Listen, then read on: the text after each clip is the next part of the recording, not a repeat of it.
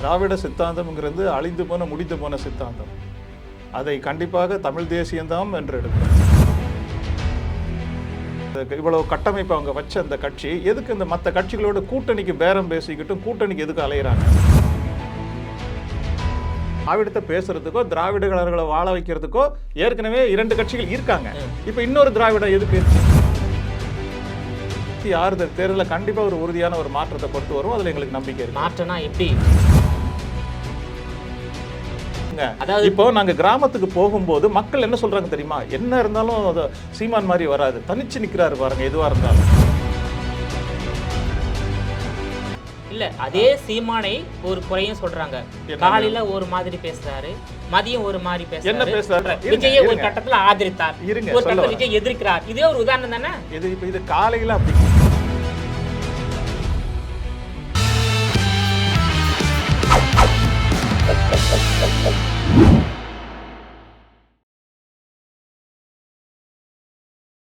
GeM TV நேயர்கள் அனைவருக்கும் வணக்கம். நாம் தமிழர் கட்சியின் மாநில ஒருங்கிணைப்பாளர் முருகேசன் அவர்கள் நம்மோடு இணைந்துள்ளார். அவரிடம் பல்வேறு கேள்விகளை கேட்கலாம். வணக்கம் சார். வணக்கம். இப்போ 2026ஆம் ஆண்டு நடைபெற உள்ள சட்டமன்ற தேர்தல் என்பது தமிழ் தேசியத்திற்கும் திராவிட சித்தாந்தத்துக்கும் நடைபெறக்கூடிய ஒரு தேர்தல். அப்படின்னா தமிழ் தேசியத்தை தூக்கி பிடிக்கின்ற நாம் தமிழர் கட்சிக்கும் திராவிடத்தை தூக்கி பிடிக்கின்ற ஆளுங்கட்சியான திமுகவுக்கும் நடைபெறுகின்ற ஒரு தேர்தல். இந்த தேர்தலில் திமுகவை நாம் தமிழ் கட்சி வெல்லுமா? உறுதியாக கண்டிப்பாக நாங்கள் வென்றெடுப்போம். திராவிட சித்தாந்தம்ங்கிறது அழிந்து போன முடிந்து போன சித்தாந்தம். அதை கண்டிப்பாக தமிழ் தேசியம்தான் வென்றெடுக்கும். அதை நாங்கள் திமிரோடும் நெஞ்சு நிமிர்த்து நாங்கள் சொல்கிறோம். ஏன்னு நீங்கள் கேட்கலாம், எப்படி வெல்லுவீங்கன்ற அடுத்த கேள்வி நீங்கள் கேட்பீங்க. ஏன் அப்படின்னா எங்கள் கொண்ட கொள்கையில் நாங்கள் சமரசம் செய்யாமல் இன்னும் உறுதியோடு நிற்கிறோம். மற்ற கட்சிகள் எல்லாம் 1 சீட்டுக்கும் 2 சீட்டுக்கும் அவர்களிடம் மண்டியிட்டு இருக்கும்போது நாங்கள் தான் உறுதியோடு இந்த களத்தில் நின்றுக்கிட்டு இருக்கோம். அதனால் நாங்கள் உறுதியாக வெல்வோம். இப்போ திராவிட சித்தாந்தம் அழிந்து போகக்கூடிய கொள்கைன்னு நீங்க சொல்லியிருக்கீங்க. ஆமா.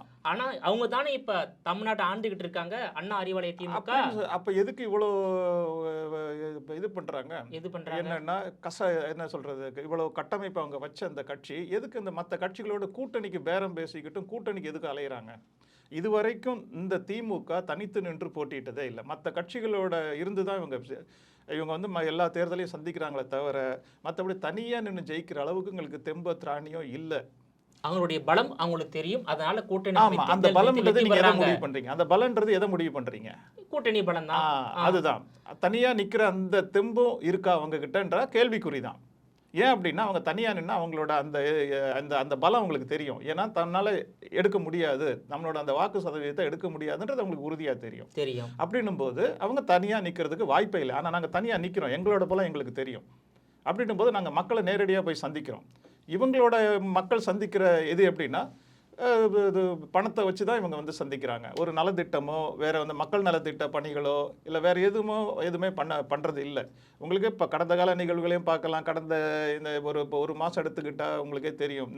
நெல் வந்து எல்லாமே உங்களுக்கே தெரியும். இதெல்லாம் பார்க்கும்போது இந்த டேட்டாவெல்லாம் எடுக்கும்போது சட்டம் ஒழுங்கு பாதுகாப்பு இன்மை எல்லாமே பார்க்கும்போது இவங்க வந்து வந்து நீங்க சொல்லக்கூடிய குற்றச்சாட்டு எல்லாம் உண்மைதான். ஆனா இருந்தாலும் தேர்தல் நேரத்துல மக்கள் அதை வைத்து ஓட்டு போடுவது இல்லை.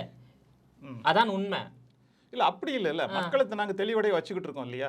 இப்ப நீங்க தெளிவடையன்னா மக்கள்கிட்ட போய் நாங்க பேசுறோம்ல. இப்போ நீங்க சொல்றது ஒரு வாதத்துக்கு சரியாக இருந்தாலும் மக்கள் அது தெளிவடைஞ்சு வந்துகிட்டு இருக்காங்க இல்லையா? ஒரு கிராமத்துல நம்ம போகும்போதோ இல்ல நீங்க சொல்ற அந்த டெல்டா மாவட்டத்திலேயே எடுத்துக்கங்களேன், அங்க உள்ள மக்களுக்கு இது புரிதல் வராதா வருமான்றதை நீங்க கொஞ்சம் யோசிச்சு பாருங்க. ஏன்னா அவங்களோட அந்த வாழ்வாதாரம் இப்படி போகும்போது நெல்லுக்கு உரிய விலை இல்லை, அதை கொண்டு போய் வைக்க இடம் இல்லை. அப்படின்னும் போது அவங்களும் கொஞ்சம் யோசிப்பாங்க இல்லையா? அப்படி யோசிச்சு எங்களோட மாற்றத்தை அவங்க எதிர்பார்ப்பாங்கல்ல. அப்படி வரும்போது தான் நாங்கள் அவங்க தேடுற ஒரே கட்சி நாம் தமிழர் தான். அவங்க கூட நாங்கள் பயணிச்சுக்கிட்டே இருக்கோம்ல. சரிங்களா? ஸோ இப்படி திமுகவுக்கு மாற்றான கட்சி வந்து நாம் தமிழ் கட்சி தான். அதாவது நாங்கள் வந்து இந்த கட்சிக்கு மாற்று அந்த கட்சிக்கு மாற்று நாங்கள் வரல. எல்லாம் அடிப்படை சுத்தமாக இடிச்சு போட்டு ஒரு புது கட்டமைப்பு எழுப்புறதுக்காக நாங்கள் வந்துகிட்டு இருக்கோம். ஒட்டுமொத்த அரசு முதல் இடத்துல வரக்கூடிய திமுக ஒரு மேடையை போட்டு உட்காந்து அதுல உட்காந்து ஆட்சி செய்ய நாங்கள் வரல. அதிமுக ஒரு கட்டமைப்பு வச்சு அதுல வரல. முற்று முழுது நீக்கிட்டு ஒரு புதிய கட்டமைப்பை நோக்கி ஒரு என்ன சொல்றது, மக்களோட அந்த அடித்தளத்திலேருந்து நாங்கள் ஆட்சி அமைக்கணும்னு நாங்கள் உறுதியேற்று வந்துட்டு இருக்கோம். சரிங்களா? அதனால தான் நாங்கள் அடிப்படை அரசியல் மாற்றம் என்ற ஒரு கொள்கையை நோக்கி ஒரு சித்தாந்தத்தை நோக்கி நாங்கள் நகர்ந்துகிட்டு இருக்கோம். அப்படின்போது அவங்கள நீங்கள் நீக்குவீங்களா, இவங்களை நீக்குவீங்களா, அது எங்களுக்கு வேலை இல்லை. நாங்கள் மக்களை நோக்கி பயணிக்கிறோம். எங்களோட திட்டமிடல், எங்களோட அந்த கொள்கையை மக்கள்கிட்ட முன்னிறுத்தி மக்களை நோக்கி நீங்க பயணம் செய்றீங்க. மக்கள் நாம் தமிழர் கட்சியை நோக்கி பயணம் செய்யறாங்களா? வராங்கள. அவங்களுக்கு வந்து என்ன அடிப்படை உரிமைகள் பாதிக்கப்படும் போது அவங்க தேடுற ஒரே கட்சி நாம் தமிழர் கட்சி தானே. அப்படி தேடி இருந்தா இதுக்கு முன் நடைபெற்ற அதுதான். இப்ப நீங்க என்னன்னா இல்ல கேளுங்களேன், நீங்க சொல்றது என்னன்னா ஒரு பிரச்சனை நோக்கி பார்க்கும்போது தான் வந்து மக்கள் எங்களை தேடி வராங்க. நீங்க ஒட்டுமொத்த தமிழகத்தை நோக்கி சொல்றீங்க. ஒரு மக்கள் இடத்துல வந்து ஒரு பிரச்சனை வராதும் போது என்னன்னா அவங்களோட அந்த இருக்கிறத தான் பார்த்துக்கிட்டு இருக்காங்க. இப்போ இந்த பரந்தூர் விமான நிலையத்தை எடுங்க, முட்டுக்கொட்டை போட்டு நிப்பாட்டி வச்சிருக்கிறோம். எல்லார் கட்சியும் அதை கிளைம் பண்ணுவாங்க. எங்களை மீறி பண்ண முடியுமான்னு எங்களோட அண்ணன் சீமான் சொல்லி என்ன மீறி நீ கமைச்சு பாருன்னு சொல்ற அந்த தைரியமும் வல்லமையும் எந்த தலைவருக்கு இருக்கு? பேனாசிலியை நான் கடலில் அமைப்போன்னாங்க, நீ வைடா நம்ம உடைச்சிக்கிறேன்னு சொன்னார். இன்னை வரைக்கும் அவங்களால அமைக்க முடியல. இந்த ஒரு உறுதித்தன்மை எந்த தலைவர்கிட்ட இருக்குன்றதை நீங்க சொல்லுங்க. இப்போ நேத்து கூட வந்து முதலமைச்சர் மு.க. ஸ்டாலின் கருத்து தெரிவித்துள்ளார். தமிழ்நாட்டில் 4 முனை போட்டி இருந்தாலும் 2வது முறையாக வெல்லக்கூடியது திமுக தான், 7வது முறையாக நாங்க ஆட்சி அமைக்க போவது திமுக தான் உறுதியா சொல்லியிருக்காரு. அவங்க சொல்லிக்கிறாங்க. ஆனா தமிழ்நாட்டு மக்கள் வந்து யாரை ஆதரிக்கக்கூடிய மனநிலை இருக்கிறாங்க. அது முதலமைச்சர் ஸ்டாலின் அவர்கள் சொல்லியிருக்காரு, வாஸ்தவம் தான், இல்லைன்னு சொல்லலை. ஆனால் அது அவரோட விருப்பத்தை தெரிவிச்சிருக்காரு. இப்போ எங்களோட ஒரு குறைந்தபட்ச கேள்வி அவரோட விருப்பத்தை தெரிவிக்கும். எல்லாருக்கும் அந்த விருப்பத்தை தெரிவிக்கிற உரிமை உண்டு. ஆனால் அதுக்குன்னு ஒரு வரைமுறை இருக்குல்ல, எதை வச்சு அவர் சொல்கிறாரு. சரி, கடந்த கால ஹிஸ்ட்ரின்னுவாங்க, கடந்த கால வரலாறு, கடந்த கால பாதையை பார்க்கும்போது திராவிட முன்னேற்ற கழகம் 2வது முறை எப்பவுமே ஆட்சி செஞ்சது இல்லை, தொடர்ந்து செஞ்சது இல்லை. இப்போ எந்த நம்பிக்கையில் இப்படி சொல்கிறாருன்றது தெரியல. அப்படின்னும் போது இவங்க பண்ற இப்போ கடந்த ஓராண்டு நிகழ்வை பார்க்கும்போது ஏகப்பட்ட சட்ட சிக்கல்கள், ஏகப்பட்ட இறப்புகள், ஏகப்பட்ட கற்பழிப்புகள், ஆணவ கொலைகள், இதெல்லாம் மக்கள் பார்த்துக்கிட்டு இருக்காங்கல்ல. அதை பார்த்துட்டு இவர் நான் நல்ல ஆட்சி அமைப்புன்றது சொல்றது, இது என்னவோ வந்து பேசுறதுக்கான காதுல தேனை ஊற்றி ஊசுற மாதிரி இருக்கும். ஆனால் கள நிலவரம் அப்படி இல்லை. நாங்கள் மக்களை களத்தில் சந்திச்சுக்கிட்டு இருக்கோம். சந்திக்கும் போது அவங்க பண்ற அந்த ஆதங்கம், அவங்க பேசுற அந்த தோணி, இதெல்லாம் வந்து நமக்கு வந்து ஒரு மாற்றம் அவங்க எதிர்பார்க்குறாங்கன்றது தோணுது. ஸோ அப்படின்னும் போது இந்த நாங்கள் இந்த 26 தேர்தலில் கண்டிப்பாக ஒரு உறுதியான ஒரு மாற்றத்தை கொண்டு வரும். அதில் எங்களுக்கு நம்பிக்கை இருக்கு. மாற்றம்னா எப்படி? அதாவது ஒரு 10 சீட்டு 20 சீட்டு ஜெயிக்கிற மாதிரி மாற்றமா, இல்லை எதிர்கட்சி இல்லை ஆளுங்கட்சியாக வரக்கூடியது மாற்றமா? ஆமா, இப்போ என்னன்னா நாங்கள் ஆட்சி அமைக்கிற அளவுக்கு நாங்கள் உறுதியோட நிற்கிறோம் இல்லையா? ஆட்சி அமைக்கிற அளவுக்கு ஜெயிப்பீங்க. 118 இடத்துல நீங்க ஜெயிப்பீங்களா? கண்டிப்பா. 234 தொகுதியில நாங்க நிக்கிறோம்ல. நிக்கிறீங்க சார். அதுல வந்து 50% ஆண்களுக்கு 50% பெண்களுக்கு நீங்க வந்து சரிசம இடஒதுக்கீடு கொடுத்திருக்கீங்க. நீங்க வந்து தமிழ்நாட்டு மக்கள் நம்புறீங்க. ஆனா தமிழ்நாட்டு மக்கள் நம்பி எப்படின்னா நாங்க வந்து மக்களை முழுமையா நம்புறோம். ஆனா மக்கள் வந்து முழுமையா நம்புறாங்களா இல்லையான்னு அவங்களோட இந்த 60 ஆண்டு ஆட்சி இந்த காலத்துல மக்களை வந்து சோத்துக்கும் இந்த மாதிரி கையேந்திர நிலைக்கு மக்களை தள்ளிட்டாங்க. இப்போ என்னன்னா ஒரு வேளை சோத்துக்கே மக்கள் வந்து கஷ்டப்படுற நிலைமைக்கு இவங்க கொண்டு வந்துட்டாங்க. அப்படின்னும் போது அந்த நேரத்தில் இவங்களுக்கு ஒரு என்ன சொல்றது, ஒரு நலத்திட்டமோ இல்லை ஒரு மக்களுக்கு ஏதாவது செஞ்சு அந்த ஓட்டை வந்து என்ன அறுவடை பண்ணலை, லஞ்சம் கொடுத்து வாங்குறாங்க.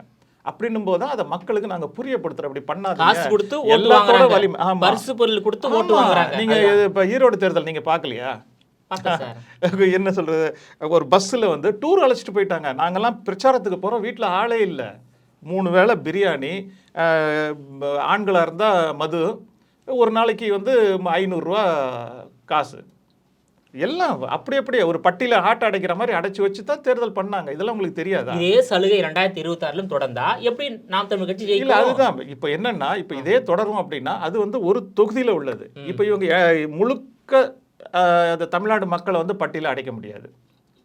ஆனா ஓட்டுக்கு காசு கொடுக்கறது எல்லாம் கண்டிப்பா நடக்கும். அதையும் மீறி தமிழ்நாட்டு மக்கள் நாம் இல்ல அதையும் மீறி தானே எங்களுக்கு 30 லட்சம் ஓட்டு எங்களுக்கு வந்திருக்கு. இவ்வளவு கட்டமைப்பு இருந்தும் 8.25% எங்களுக்கு எப்படி இந்த மக்கள் கொடுத்தாங்க? தமிழ்நாட்டுல ஓட்டு எவ்வளவு தெரியும் மொத்தம்?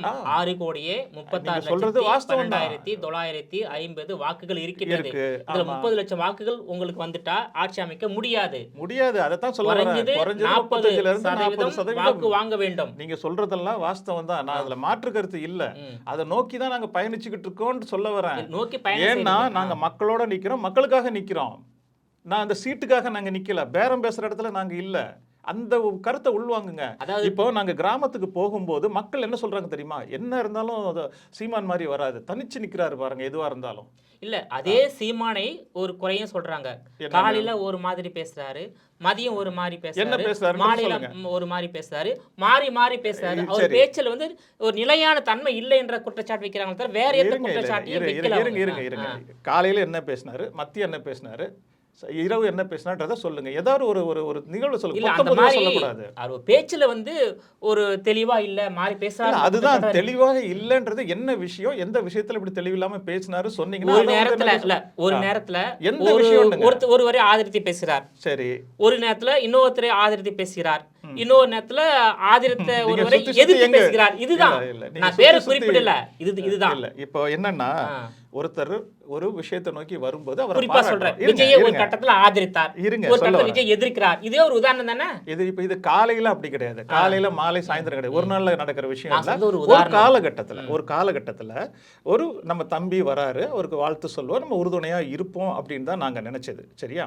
இப்போ ஆனா அந்த தம்பி வந்த ஆரம்பிக்கிறோன்னு சொன்ன அந்த தம்பி வந்தது திராவிடத்தை கையில் தூக்கிட்டு வராரு.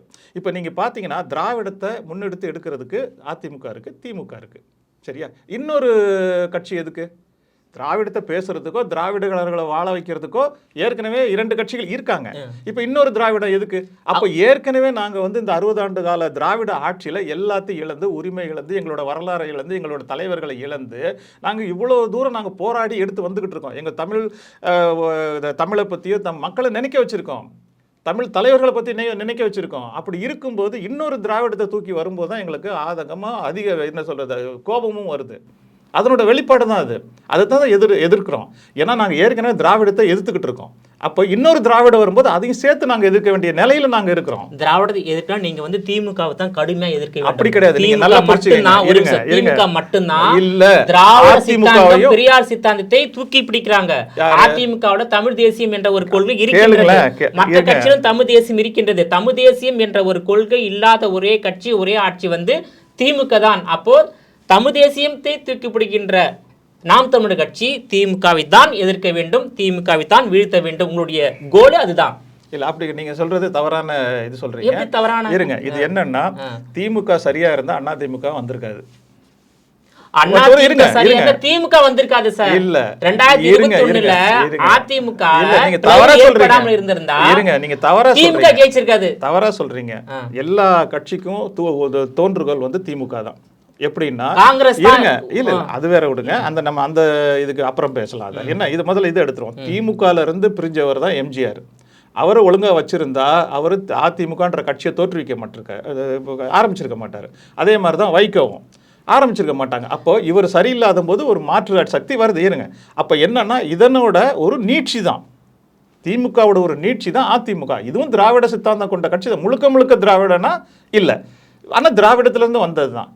அப்படின்னும் போது நாங்க திராவிடத்தை எதிர்க்கோம். திமுகன்றது நீங்க பொதுவா சொல்லாதீங்க. ஏன்னா இன்னும் கொஞ்சம் கூட முட்டு திமுக எதிர்க்கிறது காரணம் அவங்க அதிகாரத்துல இருக்காங்க. இதே அதிமுக இருந்தா இன்னும் கூட முட்டு எதிர்ப்போம். தந்தை பெரியாரை முழுமையாக ஆதரிக்கக்கூடிய, திராவிடத்தை மட்டுமே ஆதரிக்கக்கூடிய ஒரே கட்சி திமுக.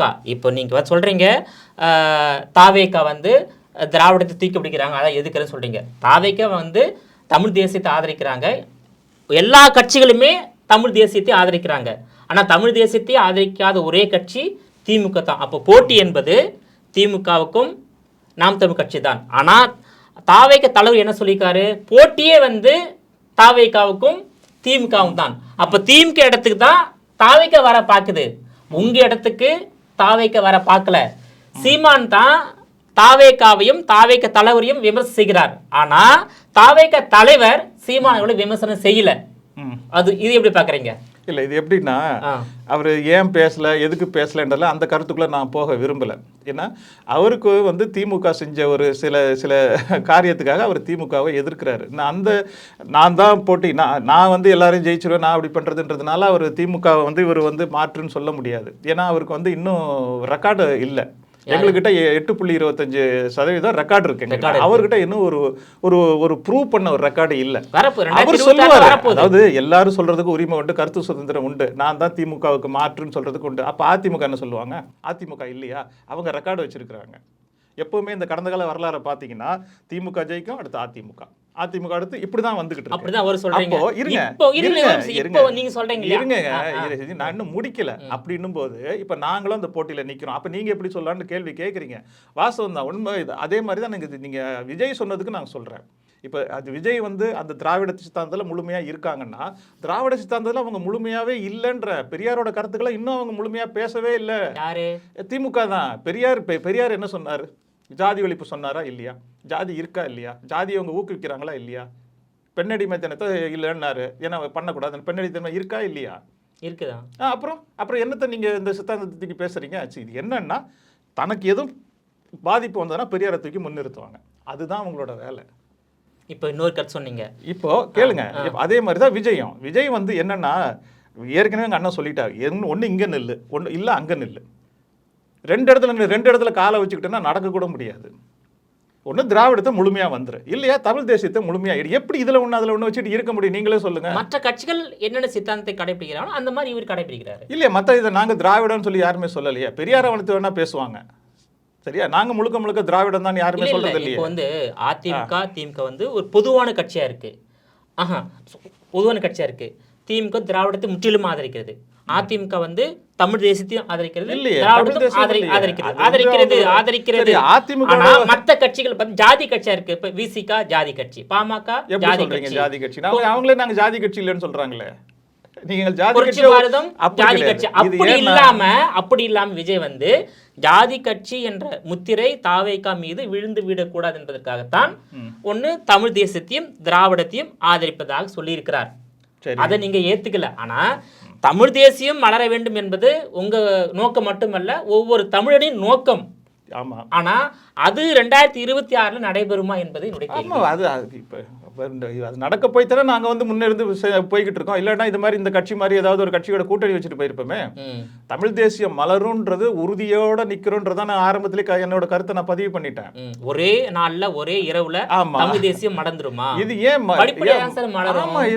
படிப்படியா நாங்க நாளைக்கே ஒரு நாள் முதலமைச்சர் மாதிரி இது ஆக முடியாது இல்லையா? அதான் 26 என்னன்னா, ஒரு நிமிஷம், ஒன்னு அதிமுக ஜெயிச்சா திமுக தோக்கும், திமுக ஜெயிச்சா அதிமுக தோக்கும்னு சொன்னீங்க.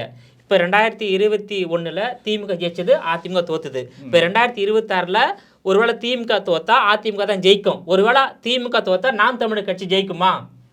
அதை நோக்கி தானே நாங்க போய்கிட்டு இருக்கோம். நோக்கி போயிட்டு இருக்கீங்க. பயணம் என்பது சரியான பயணம் சார். இன்னும் புரிஞ்சுக்கல, கருத்தை உள்வாங்கல இன்னும். இப்ப இது வரைக்கும் நடந்ததை பத்தி நான் இனிமே நடக்க போறதை பத்தி நான் பேசல, சரியா? இனிமே நடந்தது என்னன்னா இப்படி நடந்திருக்குன்னு சொன்னேன். ஒன்று திமுக அதிமுக இருந்திருக்கு. இனி வரும் காலம் வந்து பெருந்தலைவர்கள் இல்லை. இது வரைக்கும் இருந்தது கருணாநிதி இருந்தாரு, அந்த இடத்துக்கு அடுத்து இல்லை. அந்த கட்சியில ஜெயலலிதான்ற ஒரு ஆளுமை மிக்க தலைவர் இருந்தார், இப்ப அவங்க இல்லை. இப்ப எடுத்து நடத்துறது இவங்க 2 பேர் தான். யாரு? ஸ்டாலினும் எடப்பாடி பழனிசாமி அவர்களும் தான் இருக்காங்க. இப்போ இவங்க வந்து இந்த கட்சியை அடுத்த லெவலுக்கு கொண்டு போவாங்கன்னா பெரிய கேள்விக்குறி தான். ஏன் அப்படின்னா இவங்க அந்த கூட்டணி அமைக்கிற அந்த இது இருக்குது பார்த்தீங்களா? இப்போ அதிமுகவும் விஜய் ஒன்று சேர போகிறாங்கன்ற ஒரு நம்பிக்கையில் எடப்பாடி இருந்தார். இப்போ அவங்க தனியாக அறிவிச்சோன்னே இப்போ அவங்களுக்குள்ள சிக்கல் ஓடிக்கிட்டு இருக்கு. என்ன அப்படின்னா அடுத்து வர அதிகாரத்தை நம்ம கைப்பற்றியே ஆகணுன்ற ஒரு குறிக்கோளோட திமுகவும் இருக்குது, அதிமுகவும் இருக்குது. ஏன்னா வேற வழி இல்லை. அடுத்த ஆட்சியை இழந்தாங்கன்னா திமுக அடுத்து இருக்காது. அதே மாதிரி அதிமுகவும் அடுத்த ஆட்சி இவங்க பிடிக்கலன்னா அந்த கட்சியை சுக்குநூறாக உடைக்கிறதுக்கு இப்போவே இருக்காங்க. ஓபிஎஸ் ஒரு பக்கம், டிடிவி ஒரு பக்கம், அவங்க அந்த செங்கோட்டையன் ஒரு பக்கம், இப்படி ஆளாளுக்கு அங்கங்கே இழுத்துக்கிட்டு இருக்காங்க. அதைத்தான் வந்து என்ன சொல்றேன்னா பயன்படுத்திக் கொள்ள வேண்டும் என்று தாவேக நினைத்து கரூரோட அவங்களுடைய கதையை முடிச்சு வச்சிருக்காங்க. அது எப்படி மீண்டும் புத்துயிர் பெற்று வர அப்படி இல்லை. அதாவது இந்த நிலையில பயன்படுத்திக் கொள்ளுன்னு கேக்குறேன். இல்ல நீங்க இப்ப நீங்க தாவேக்கான்றீங்க, சரியா? தாவேக்கா வந்து எப்படி சொல்றீங்க இந்த 2 கட்சிக்கு மாற்று அவங்க தான் எதை வச்சு நீங்க சொல்றீங்க? கூட்டத்தை வச்சு சொல்றீங்களா? இல்ல இருங்க நான் கேட்கிற கேள்விக்கு மட்டும் சொல்லுங்க. நீங்க சொல்றது விஜயை முன்னிறுத்துறீங்க, சரி. ஆனால் எதை வச்சு விஜயம் முன்னிறுத்துறீங்க? என்ன மாதிரி எங்ககிட்ட ட்ராக் ரெக்கார்டை நான் சொல்லிட்டேன், 8.25% வச்சுருக்கோம். நாங்கள் இதை வந்து ட்ரிபிளாவோ அது 5 மடங்கு 6 மடங்காக நாங்கள் ஆக்கிறதுக்கு நாங்கள் வந்து புலிப்பாய்ச்சலில் நாங்கள் போய்கிட்டு இருக்கோம். சரி சார், இருங்க இப்போ இது இந்த விஜய் சொல்லுவார், நான் எல்லாருக்கும் நான் தான், எனக்கு யாரும் இல்லைன்னு. அவர் விட்டுருங்க. இவர் வந்து நீங்கள் எப்படி முன்னிறுத்துறீங்க? இவர்கிட்ட ட்ராக் ரெக்கார்டு கிடையாது. விஜய் வந்து ஒரு பெரிய சக்தியாக உங்களால், தட் மீன் நீங்கள் எப்படி அவரை ப்ரொஜெக்ட் பண்ணுறீங்க? எடுத்துக்காட்டுக்கு அவர் கூடுற கூட்டத்தை வச்சு சொல்கிறீங்களா? அந்த கூட்டம் எல்லாமே ஓட்டாக மாறாதுன்னு சொல்ல வரேன். ஏன் அப்படின்னா விஜய் இந்த தெருவில் போனாரா நானும் போய் பார்ப்பேன், நீங்களும் பார்ப்பீங்க, எல்லாரும் போய் பார்ப்பாங்க. ஏன்னா ஒரு ஸ்டார் அப்படின்ற இதில் நான் அந்த ஒரு இதில் வந்து நாம் போய் பார்ப்போமே தவிர அவருக்கு கூடின கூட்டம் எல்லாமே ஓட்டா மாறுன்னு சொல்ல முடியாது. ஒன்று. ரெண்டாவது வந்து ஓட்டா மாறலாம். இருங்க, ரெண்டாவது சொல்ல வரேன். ரெண்டாவது என்னன்னா அவங்க கிட்ட ஒரு முழுமையான கொள்கையோ குறிக்கோளோ எதுவுமே இல்லை. இன்னும் அவங்க வந்து உள்கட்டமைப்பு எதுவும் பண்ணலை. முக்கியமான தலைவர் மேலே ஒரு 4 பேர் இருக்காங்க, அதுக்கு கீழே உள்ள இந்த மாவட்டம் இந்த இதில் எல்லாமே கிளை இதெல்லாம் எந்த கட்டமைப்புமே அவங்கக்கிட்ட இல்லை. அப்படி இருக்கும்போது தான் உங்களுக்கு வந்து அந்த கட்சி வந்து வலுப்பெற்று அது ஆட்சி அமைக்க முடியும். எங்ககிட்ட எல்லாமே இருக்குது. பூத் லெவல் வரைக்கும் நாங்கள் இறங்கி வேலை செஞ்சிட்ருக்கோம். அதே மாதிரி அதிமுகவுக்கு இருக்குது, திமுகவுக்கு இருக்குது. உடனே இன்னும் இருக்குன்றதுக்காக அவங்க உடனே ஆட்சியை பிடிச்சிருவாங்கன்றது கதை இல்லை. நாங்கள் வந்து என்னென்னா எங்களோட கொள்கை வந்து மக்கள்கிட்ட நாங்கள் என்ன பண்ண போகிறோம், எங்களோட இன்ஃப்ராஸ்ட்ரக்சர் எப்படி இருக்கும், பெண்ணுக்கு நாங்கள் சரிசமமாக கொடுக்குறோம், ஆடு மாடை வளர்க்குறத நாங்கள் வந்து அரசு தொழிலாக்குறோம், விவசாயத்தை அரசு தொழிலாக்குறோம், தற்சார்பு பொருளாதாரத்தை நாங்கள் பேசுகிறோம். ஒவ்வொருத்தரும் நீங்கள் வந்து உங்களை பிச்சை எடுக்காது, அதாவது கையேந்திர நிலைக்கும் உங்களை வச்சிருக்க மாட்டோன்ற ஒரு நம்பிக்கை மக்கள்கிட்ட நாங்கள் கொடுக்குறோம். அப்படி கொடுக்கும்போது எங்களுக்கு மக்கள் வந்து அவங்க பேசும்போது தெரியுது. அப்போ நீங்கள் தமிழ்நாடு முழுக்க போய் சுற்றி பார்த்துட்டீங்களான்னா அங்கங்கே எங்களோட நிர்வாகிகள் இதைத்தான் நாங்கள் எடுத்து பண்ணிக்கிட்டு இருக்கோம். தமிழ்நாட்டை ஒரு தமிழர் தான் ஆள வேண்டும் என்ற எண்ணம் ஒவ்வொரு வாக்காளர் மத்தியிலும் வர வேண்டும். இன்னொன்று உறுதியாக அந்த ஓட்டு போடும்போது பணத்தை வாங்கி கொண்டு திமுகவுக்கு ஓட்டு போடக்கூடாது என்ற மனநிலைக்கு மக்கள் வர வேண்டும். இது ரெண்டு நடந்தா மட்டும்தான் இருங்களா இப்போ திருப்பும் ஒரு தவறான கருத்தை பதிவு பண்றீங்க.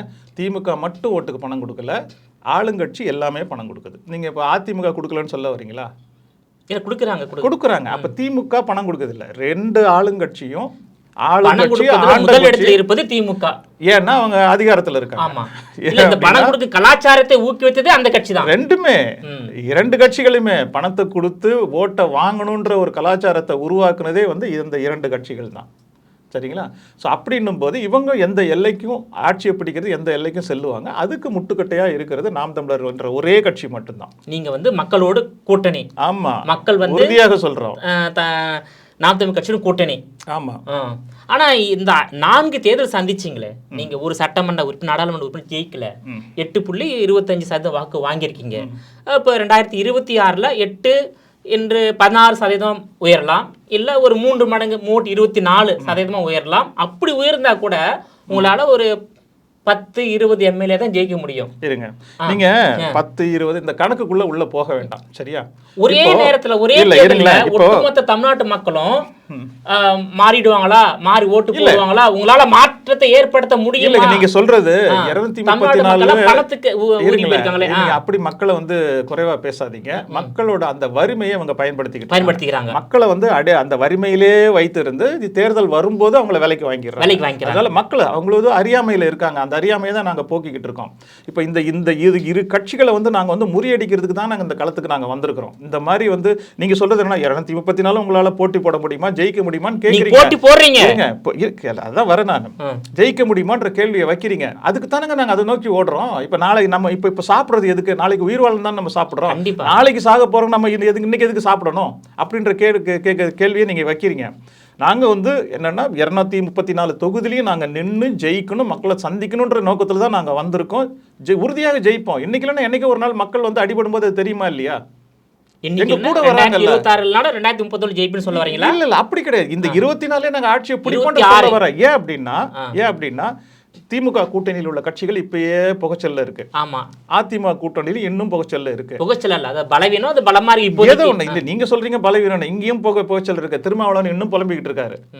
சரியா? ஸோ அதனால இப்படி அமைக்கும் போது இவங்களுக்குள்ள வந்து முழுமையாக வந்து இதை வந்து எடுக்க முடியுமான்றது, அதாவது ஆட்சி அமைக்கிற சீட்டு இவங்களுக்கு வருமான்றது சந்தேகம் தான். அப்படின்னும் போது எங்ககிட்ட ஒரு 50-60 சீட்டு இல்லை 70-80 சீட்டு வருதுன்னு வச்சுக்கோங்களேன், நாங்கள் எதிர்க்கட்சியாக உட்காந்து ஒரு அதிகாரத்தை ஏன் நாங்கள் ஏன் மாற்ற முடியாது? இப்போ எதிர்க்கட்சியாக வரக்கூடிய நம்பிக்கை இப்ப இருக்க இது எடுத்துக்கோம். மத்திய அமைச்சர் எல்லாம் நம்ம சந்திரபாபு நாயுடு ஆட்டி வச்சுட்டு இருக்காரு இல்லையா, அது மாதிரி நாங்க ஏன் பண்ணக்கூடாது? பண்ணலாம். அதுக்கு தான் சொல்ல வரோம் நாங்க.